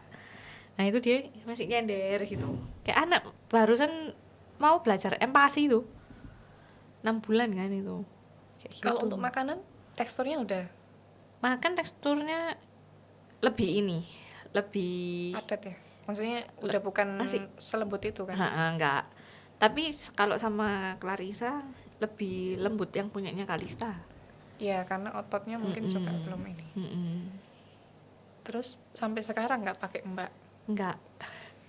Terus nyiapinnya kamu apa dibantu suami juga? Gantian. Oh. Kalau aku waktunya mompa, terus waktunya makan ya dibantui suami. Sorry, suami kerjanya lebih fleksibel. Kerja sendiri. Iya, iya. Ya, Jadi syukuran ya. lebih bisa bantu. Hebat sih tapi. Dan ya maksudnya akhirnya aku jadi ya memang benar dan makin percaya suami itu punya peran penting ya. Tak lihat maksudnya sepanjang aku ngobrol sama kamu tuh ya kita nggak pernah tahu hidupnya orang di dalam kayak apa. Tapi dengan pengalamanmu, ceritamu kayak gitu tuh kesannya jadi lebih tenang, lebih ringan dengan kamu punya support system yang salah satunya dari suami yang kayak gitu. Oke. Terus balik ke terapinya, itu seminggu berapa kali, Cek? Untuk sekarang ini karena baru seminggu 3 kali, ya itu nanti katanya dilihat kurang lebih 3 bulan. Nah nanti kalau udah ya disesuaikan sama perkembangannya, masih butuh kayak gini atau udah berkembang pesat, nanti dikurangi jadwal terapinya. Seminggu 3 kali, cukup padat juga ya. Sampai sekarang masih pumping atau sudah mulai lepas? Udah mulai mau selesai pumpingnya. Oh, oke. Iya, lebih memudahkan juga ya kalau udah ini pumpingnya. Udah berapa lama terapinya? Hampir sebulan ini udahan. Sebulan. Hampir sebulan. Kalau dari kamu pribadi udah merasa ada progres belum? Lumayan. Cuman ya kalau fisiknya udah, cuman ya itu kalau ngenyot masih bisa, tapi ya misal nih kalau susu dulunya awalnya dia nggak bisa ngenyot sama sekali kan. Sekarang udah bisa ngenyot tapi ya lama dan cuman sedikit. Kalau udah lebih dari itu udah nggak mau ngenyot lagi, jadi harus bantuin lagi kita gitu. Cuman ya udah lebih lumayan lah daripada awalnya kan nggak bisa sama sekali tuh. Terus secara duduk ditekain gini udah bisa. Dulunya kan kayak lemes gitu loh, maksudnya leyeh terus. Letoy. Sekarang udah lumayan tegak, cuman kalau dia duduk ini masih tripod, masih tangannya itu masih nahan. Ya itu katanya pelan-pelan sih, nanti gantian. Yang mana nanti diduluin kelihatan kok pasti gitu. Terapinya itu diapain sih? Kamu boleh lihat proses? Nggak boleh masuk. Oh, nggak boleh Heeh, masuk. nggak boleh masuk. Cuman diajarin, maksudnya ini kan tangannya yang sebelah kiri itu masih kayak genggam gitu. Lebih sering genggam tapi bisa dibuka. Nah, itu disuruh pijet di mana itu diajarin. Cuman ya nggak semua. Terus oromotor, pijat oromotor diajarin. Jadi biar di rumah ya kita bisa bantu. Iya, tapi aku tetap ini sih. Kayak maksudnya gimana ya? Aku nggak ngebayangin hektiknya. Kalau sekarang kokonya sudah sekolah kan. Sekolah playgroup udah. Itu loh, bagi tugasnya itu gimana ya? Maksudnya kamu sama sekali. Bentar, kamu berapa bersaudara? Aku 3. Kamu anak ke Pertama. yang punya anak duluan berarti kamu. Gitu maksudku. Kelihatannya kayak peran orang tua sama mertua dalam hal kamu punya anak juga nggak terlalu besar ya. Maksudnya nggak besar dalam artian kamu dapat teorinya tuh dari mana? Iya benar sih ini kehamilan kedua, cuman kan dengan kondisi dari awal sampai sekarang nggak pakai mbak, suster juga enggak. Terus anak yang kedua kondisinya kayak gini, gimana cara kamu tahu something wrong sama enggak? Feeling. Iya feeling aja. Yes, pokoknya ngalir aja. Tapi Kayak nggak tiba-tiba kewalahan. bisa gitu. Iya memang kalau udah dijalanin ternyata oh aku bisa ya kuat. Tapi capek kan Cik? Ya, Pernah nggak ngeluh sama suami? ya benernya kayak bukan capek sih, lebih ke kok aku nggak ngapa-ngapain ya sekarang, maksudnya ya cuman di rumah ngurusi anak-anak. Terus ya masih just tip itu. Ya jadi akhirnya ya wes gak apa-apa, like kamu mau just tip berangkat tuh nggak apa-apa. Tapi ya itu kokoe dititipin ke mamaku. Dia yang jaga anak 2. Oh jadi kalau nah ini mulai kelihatan. Nah, Berarti lebih ngerasa ada rasa kayak nggak worth, nggak heeh, worth kayak it nggak karena. ngapa-ngapain. Oh. Tapi sebelum kamu just tip itu kamu apa? Lebih memang full time ibu rumah tangga atau sebelum menikah? Sebelum nikah, nah aku lulus kuliah langsung nikah masalahnya. Jadi Oh. nggak sempet kerja. Setelah menikah kan nggak langsung punya anak itu. Itu juga ibu rumah tangga. Iya full. Oh, berarti secara perubahannya nggak terlalu ini ya. Heeh. Maksudnya kan dari awal ritmenya udah begitu. Mm-mm. Kalau ada temanmu yang apa? Aku juga udah tanya deh, nanti dia mau tak ajak ngobrol. Teman deket kok harusnya kamu tahu. Cuman ya nanti aku nggak sebut namanya.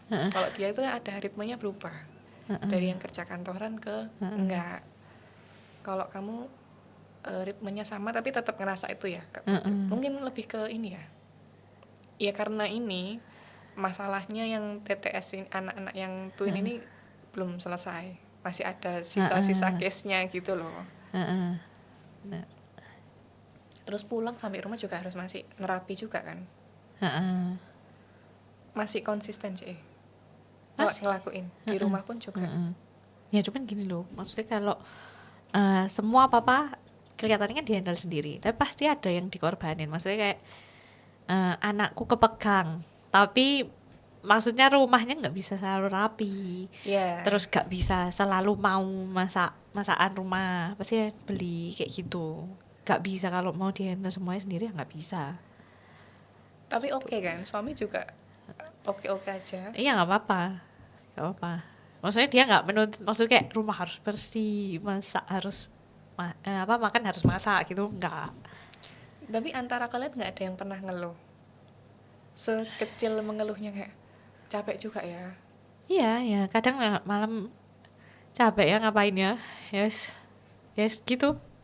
Tapi nggak sampai yang mengeluh sampai gimana ya, maksudnya kayak mengeluh menyesali gitu enggak sih, cuman ngeluh-ngeluh biasa capek gitu. Beda berapa tahun sih sama suami Cek? Sepantaran kita. Oh Sepantaran. sepantaran. Oh oke.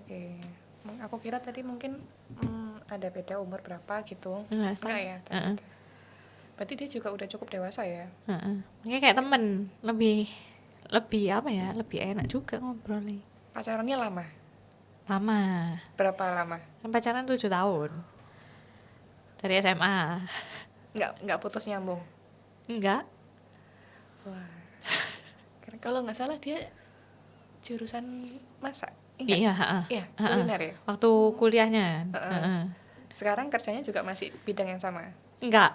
Oh, nggak sesuai. Kerjanya nerusin enggak nerusin sih. Apa ya? Lebih ke sama ambil kerjaannya papai. Oh, oke. Gitu. Tapi dia bikin sendiri, maksudnya berdiri sendiri.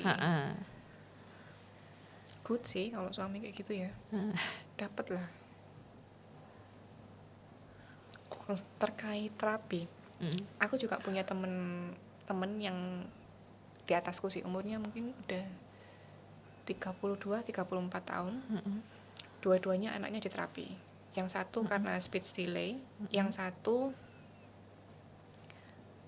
ini apa, dari waktunya bisa berdiri dia itu belum bisa. Terus bahkan kayak yang ngoceh itu juga nggak ada ngocehnya lah, maksudnya untuk kayak ngomel-ngomel gitu nggak ada. Akhirnya kan di terapi. Nah, jalannya udah 3 bulan lebih lah.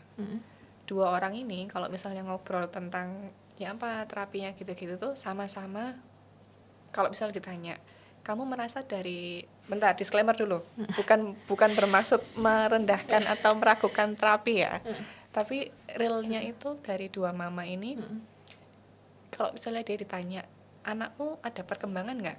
Ada. Tapi ketika mereka ditanya apakah itu hasil dari terapi atau karena perjalanan waktu, itu dia nggak bisa jawab.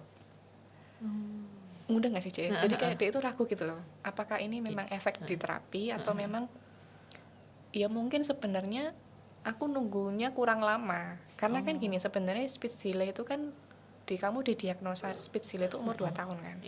Tapi kita jadi orang tua itu ketika udah umur 1,5 tahun atau apa, kok belum ada ini ya. Terus ditambah kayak insecure ngelihat anaknya teman-teman yang lain, kok dia udah bisa ini, udah bisa itu, anakku kok belum. Akhirnya kan kita kayak cemas-cemas sendiri. Akhirnya memutuskan untuk terapi. Padahal di kondisi itu belum tentu si anak itu speech delay pasti. Jadi dimasukin dulu. Nah, kalau kamu sepanjang pengalamanmu sama si Kalista, kamu merasa itu efek dari terapi? Kalau aku merasanya sih iya, karena kan kelihatannya itu soalnya apa ya, jauh sih. Karena aku ada perbandingan nih maksudnya, karena anak kembar. Mungkin kalau tunggal tak tunggu kayaknya. Tapi karena ini kembar loh, yang satunya udah bisa nih, tak tungguin. Maksudnya kayak 1 bulan 2 bulan loh, kok jauh ya kan. Dan lagi kalau memang dilihat secara usia kan setahun loh, harusnya dia kan udah belajar berdiri toh, tapi duduk aja belum bisa gitu loh. Nah itu cukup jauh ya soalnya. Nah itu makanya yang akhirnya bawa aku jadi ya udah oke, terapi. Karena kan dokter anaknya juga bilang di terapi aja ya, nanti dilihat perkembangannya. Nah kalau udah terapi memang nggak ada perkembangan, ya harus diperiksa lainnya. Jadi kayak MRI atau apa, maksudnya kayak pasti ada masalah di dalam. Tapi kalau dari terapi ya kamu udah lihat perkembangannya, ya berarti karena emang kurang stimulasimu di rumah ini loh gitu.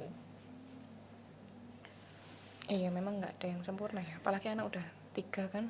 Pasti ya benar tadi yang kamu bilang, pasti ada yang dikorbanin gitu. Tapi kalau kokonya so far oke semua? Iya, so far oke sih. Maksudnya nggak cari gara-gara kayak apa gitu, nggak sih. Kan biasanya ada anak yang lihat papa mamanya sibuk sama adik, kayak dia cari iri dan rasa iri. Tapi kayak kelihatan enggak kok. Enggak. Dari mukanya kayak udah ngemong, tipenya ngemong, dewasa gitu. Terus kayak kelihatannya sih bisa ngertiin papa mamanya ya.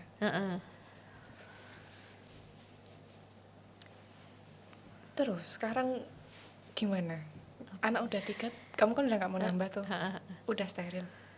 Belum. Aku jujur aja takut sih. Kenapa Cek mau nangis? Gak sih.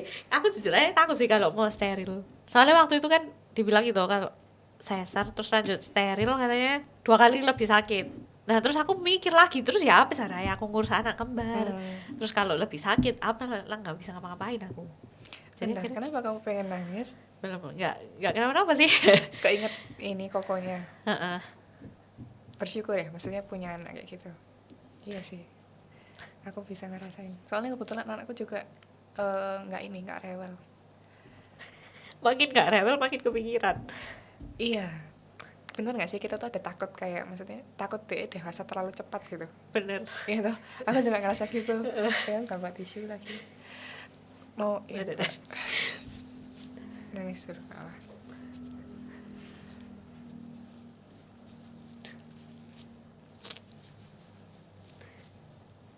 So far dia gimana? Ekstrovert kah? Si kokonya ini? Ya maksudnya biasa aja sih, kayak ya kayak anak seumurannya dia, kayak gimana sih untuk saat ini ya. Cuman ya kadang kayak mau apa-apa sendiri gitu udah, loh kok udah bisa gini, udah bisa gitu. Tapi kamu di satu sisi juga ada rasa ya dia bisa apa-apa sendiri juga udah mulai lega karena kamu juga harus bagi tenagamu buat si kembar. Tapi mungkin karena kita orang tua ngerasa ini ya, dia kan masih kecil kok udah bisa gitu. Tapi anak harus merasakan itu. Kalau kata yang aku dengar-dengar itu, anak harus punya resiliensi. Nah mungkin dibentuknya dari proses kayak gini. Tapi bagi waktu nggak, Ci? Maksudnya kan aku nggak tahu ya kalau case twin gini kan totalnya 3. Yang sejauh aku tahu anaknya udah 2. Itu akhirnya dia bagi waktu. Kadang cuman pergi sama anaknya yang pertama. Karena ada yang beranggapan adiknya ini kan masih belum tahu apa-apa tuh. Tapi yang kakaknya ini yang harus lebih diperhatikan. Karena secara usia dia udah mulai bisa kayak jealous apa segala macem. Kamu kayak gitu nggak? Iya, pasti. Yang twin dititipin akhirnya. Cukup sering? Ya enggak, tapi rutin. Oke. Jadi pasti ada satu hari itu pergi sama kokonya yang kembar dititipin ke mamaku gitu. Dia nggak pernah ngomong apa-apa. Maksudnya contoh, oh lo kok yuk pergi misalnya gitu. Terus dia nggak pernah kayak nanya atau mungkin menunjukkan sikap yang dia itu kelihatan seneng pol kalau misalnya diajak pergi sama papa mamanya. Terus ya cuma dia yang pergi, diajak pergi gitu, dia nggak ada sikap kayak gitu. Oh, ngomong. Oh ya, berarti Seneng kalau pergi sama papa sama mama. Terus sampai dia nanya, tapi kenapa kok adiknya nggak diajak? oh. Terus jawaban kamu apa? Ya nggak apa-apa, pengen pergi sama Arthur. Emang Arthur nggak seneng kalau pergi sama papa sama mama? Seneng kok, gitu. Terus dengan ada kayak gini, berarti antara kamu sama suami juga nggak ada pembagian ya? Maksudnya kalau anak cowok ya udah sama papanya, anak kamu lebih fokus ke twin, yang kokonya lebih ke papanya, itu nggak ada ya? Bener-bener semua ngeplan. Tapi kadang ada satu hari ajakan keluar, maksudnya berdua kamu sama Arthur kan cowok-cowok ajakan gitu. Dia lebih nempel ke siapa sih kalau yang kokonya? Kalau Arthur tergantung. Kalau habis dimarahi papa lari ke mama, habis dimarahi mama lari ke papa. Tapi kalau lebih nempel gitu nggak ada sih kalau Arthur. Karena mungkin kalian benar-benar ini ya, porsinya seimbang. Sama-sama. Kehadirannya seimbang. Tidurnya masih satu kamar? Iya, satu kamar rame-rame. Sama si twin juga? Loh, kalau twin nggak ditaruh di tempat yang beda? Nggak takut? Dia ada box, bukan box sih, pakai itu loh, baby fence itu loh, yang kayak pagar doang. Nah, ada kasurnya di situ. Karena kan kelakuannya udah mulai aneh-aneh. Iya. Daripada Takut terjun. Kan? Tapi quality time sama suami tetap jalan? Ada waktu untuk itu? Kalau sama suami, ya kalau anak-anak tidur baru. Kalau tidur semua, baru ya ngapain kadang di rumah yang, tapi pasti gak bisa keluar. Iya. Keluar gak bisa.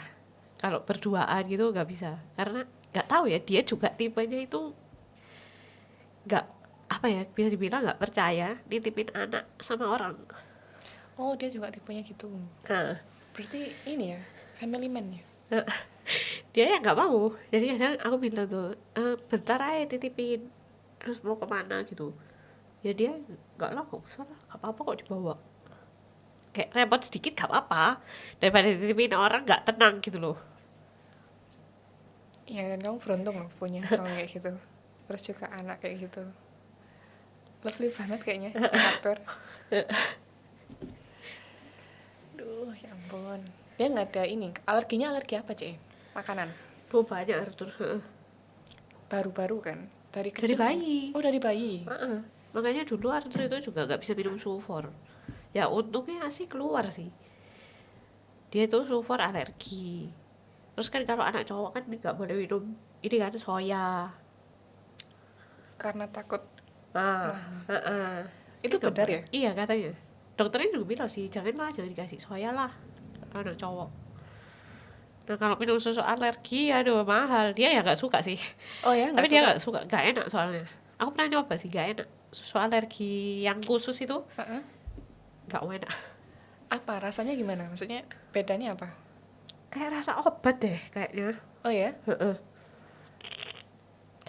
Nggak kayak susu, lebih ke obat tapi warnanya putih gitu. Iya, kerasa ada pahit-pahit obat gitu Heeh, ya. heeh. Terus dia nggak bisa ini. Jadi Terus dia gimana waktu dulu? udah stop ASI itu ya nggak mau minum susu. Minum sulfur pun akhirnya dia nggak mau. Tak cobain kan, maksudnya udah gedean nih coba sulfur nggak mau jadinya dia. Tapi untungnya puji Tuhannya dia makannya cukup Makan, kuat. Mm-mm. makanya banyak. Alergi makanan ada. Ada, banyak juga. Apa tuh? Telur. Telur pasti, terus seafood kan, terus apalagi ya, ayam sebenarnya alergi, cuman gede-gede ini dia lebih bisa apa ya, nahan lah, maksudnya kayak gatel gitu dia udah nggak terlalu diiriin. Terus tepung, nggak bisa makan tepung, jadi nggak bisa makan roti gitu, nggak bisa. Jadi kalau ini aku nanya bahasnya baru terakhir. Tapi kalau kondisinya kayak gitu berarti cukup ribet loh, maksudnya Iya, kehidupanmu itu. Dan kamu iya tegar, strong enough. Terus makan apa berarti Ya, Arthur sehari-hari? Telur enggak? Daging? daging makan. Oke, lebih sering daging berarti. Daging babi kan Ini bisa. ketelap-telap banget gitu. Jadi dia makan, ya udah makan apa aja nggak apa-apa. Ayam kadang ya dikasih ayam kampung. Kalau nggak gitu makan apa ya dia? Semua nggak bisa makan. Iya, aku juga punya saudara dari kecil anaknya alergi. Setiap hari dia makannya kayak tim daging gitu. Heeh. Sampai sekarang kayak gitu. Cuman ya Iya. pelan-pelan dikasih telur apa segala macam. Heeh. Udah umur berapa sih, Cek? 3 tahun. PGA berarti. Heeh. Oke. Nah, terus kalau tepung aja nggak bisa, berarti roti dia nggak makan. Roti nggak makan. Ya cari yang gluten free. Ya nggak tahu ya. Semoga beneran gluten free. Iya, ada berita yang kemarin ada kasus kan. Heeh. Ntar kalau biskuit nggak. Biskuit nggak juga. Dia cuma makan itu loh. Yang kue beras. Kue beras yang crispy itu. Ya itu bisa. Nggak gatel juga. Habis makan itu nggak gatel. Kalau mie juga nggak makan. Makanya kue tiaw. Kan ada tepung beras kalau kue tiaw. Ya itu dia bisa makan. Kalau mie nggak bisa, gatel dia. Kue tiaw umur berapa makan kue tiaw? Dari kecil sih dia doyan kue tiaw. Kecil seberapa dulu? Setahun lebih? Satu atas tahun tahun? lebih. Heeh. Lalu dia bisa. Kue tiaw kan soalnya lebih lebar ya. Dan kenyil toh. Mm-mm. Tapi bisa kok dia punya. Bagus. Tapi ya bener sih. Ya memang Tuhan adil sih. Dikasih alergi tapi juga makannya betul. yang lain dia nggak rewel. Iya. Tapi dia tipe yang sehari makan menu yang sama, 3 kali makan menu yang sama, bosan atau enggak? Bosen. Tapi dia kalau bosen makan abon aja. Lo abon kan ayam. Yang sapi. Oh, ya untung ya sapi masih bisa. Kalau Arthur itu dari kecil dia ini sih, kalau nggak suka nggak makan ya udah nggak makan, tunggu waktunya minum susu. Oh, tapi dia juga bukan tipe yang rewel tantrum gitu enggak? Enggak. Melewati fase tantrum nggak sih, Ce? Terrible tuh ada nggak fase Iya. gitu? Iya, bener. Arthur ada. Ya, tapi gak dari baru tuh sih, barusan ini kok. Jadi kayak mau apa itu kan maunya sendiri toh. Aku bisa gitu loh. Jadi maunya dia sendiri. Kalau kita yang kerjain nangis. Oh, Kayak paling gampang matiin AC. Nah kan papanya matiin toh. Nangis sudah gulung-gulung di lantai. karena dia mau dia yang matiin. Karena dia merasa dia bisa, dia ngerti mana gitu loh tombolnya yang harus untuk matiin AC, dia ngerti. Akhirnya dinyalain lagi sama bapaknya, baru diam, dia yang matiin. Kamu dipanggilnya apa? Mama. Mama, Satunya papa. papa. Oh, kok nggak manggil mami? Relatif muda kan berarti punya anaknya. Ya gak apa-apa mama, bisa, dia juga awal bisa ya mama, ya wis mama. Cuma sekarang ini kan sekolah, terus mungkin di sekolah temennya ada yang panggil mami. Kadang pulang mami enggak. Nggak mau dipanggil kebarat-baratan. Mami. Kalau yang ini si Clarissa udah bisa. Bisa mama, papa, Mana dulu, mama atau papa dulu? mama. Mama. Heeh. Si kokonya juga mama. Mama. dulu? Oke. Papanya bilang mama. Iri. Oke, berarti kayaknya kapan hari itu yang aku lihat ketemu di supermarket, kayaknya bukan suamimu deh. Aku tuh sempet itu udah kepikiran mau undang kamu kan. Cuman aku belum, kayaknya waktu itu belum WA, belum DM. Kelihatan aku mirip suamimu.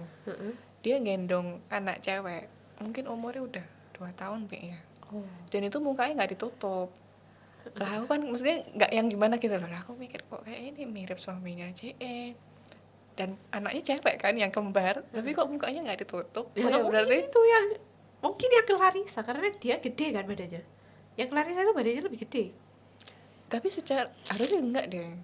Secara bajunya itu kayak orang umur Udah udah gede 2 tahun yang pakai dress gitu-gitu loh. Berarti. Soalnya tak pikir-pikir, oh kayaknya bukan deh. Mirip sih mukanya, tapi kayaknya bukan. Lebih ke ini apa?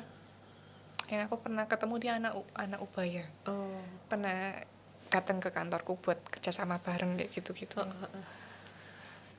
Oke, wow ya. Terus ke depan harapannya apa sih? Ini pertanyaan terakhir nih sebelum ditutup podcastnya. Harapannya apa? Ke depan untuk keluarga kecilmu? Ya gak berharap yang muluk-muluk lah, pokoknya akur-akur aja.